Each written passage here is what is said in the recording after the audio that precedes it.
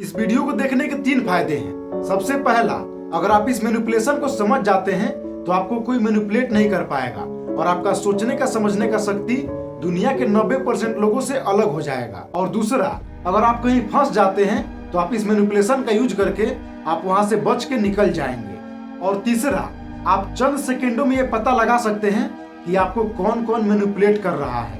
लेकिन सबसे पहले आप ये बताओ कि एप्स्टीन फाइल अभी आपको याद है या नहीं। अब ध्यान से सुनो, तुम्हारा दिमाग एक समय पर सिर्फ एक ही चीजों पर फोकस कर पाता है। चलो बताता हूँ कैसे।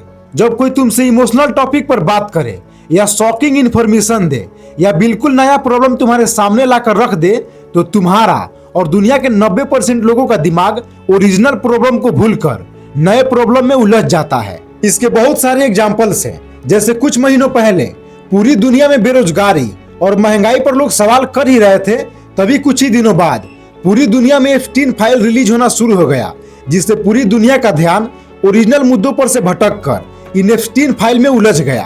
फिर उसके कुछ ही दिनों बाद हमारी इंडियन गवर्नमेंट एक यूजीसी बिल लेकर आई, जिसके चलते हमारे देश के सभी लोग उसी में उलझ गए, कोई उसका सपोर्ट करने में तो कोई उसका विरोध करने में। फिर शुरू हुआ T20 वर्ल्ड कप। इसने इन दोनों मुद्दों को ऐसे दबाया जैसे मानो कि इससे पहले कोई मुद्दा ही नहीं था।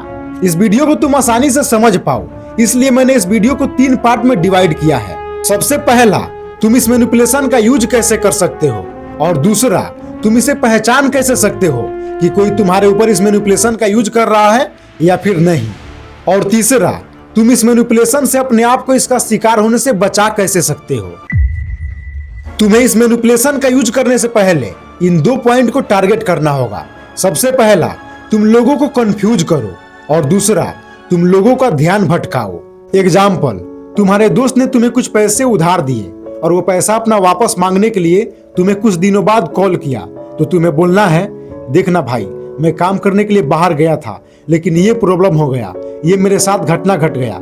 और भाई, तूने रोहित को भी पैसे उधार दिए थे ना, वो तेरा पैसा लौटाया कि नहीं लौटाया। और ऐसे ही करते करते उसकी हालचाल पूछने लगना है। इतना बोलते ही उसका दिमाग मेन पॉइंट से भटक चुका होगा और वो तुम्हें हालचाल बता करके कॉल कट कर देगा। इन 4 पॉइंट को याद रखो। पहला, वो टॉपिक चेंज कर रहा है। दूसरा, उससे सवाल करने पर वो तुम्हारी ही गलतियां बता रहा है। तीसरा, वो इमोशनल या अनरिलेटेड बातें कर रहा है। चौथा, वो पर्सनल अटैक कर रहा है या तुरंत जवाब दे रहा है। तो 90% चांस है कि वो रेड हेयरिंग मैनिपुलेशन का यूज कर रहा है। एग्जाम्पल, तुमने उसे बोला कि तुम कल काम लेट क्यों किए, तो उसने तुमसे बोला, और तुम खुद इतनी लेट करते हो, उसका क्या। बस एक लाइन याद रखो, और वो लाइन है, हम अभी उस बात की बात नहीं कर रहे हैं। एग्जाम्पल, वो अलग इशू है, पहले इस सवाल का जवाब दो। टॉपिक चेंज मत करो, मैं तुमसे ये पूछ रहा हूँ। बात को बार बार ओरिजिनल पॉइंट पर लाओ। रेड हेयरिंग का use manipulators, debtors, toxic partners, politician, salesman सब करते हैं, ताकि तुम सच्चाई तक पहुंच ही ना पाओ। जब भी कोई सवाल से भागे तो समझ जाना रेड हेयरिंग मैनिपुलेशन चल रहा है। और ये वीडियो कैसे लगा कमेंट करके बताओ, ताकि मेरा हिम्मत बना रहे और मोटिवेशन मिलता रहे कि मैं अपने भाइयों के लिए एक बहुत ही खतरनाक डेंजर मैनिपुलेशन सीक्रेट ओपन करता रहूं, ताकि इस कलयुग में वो किसी मैनिपुलेशन का शिकार ना हो सके।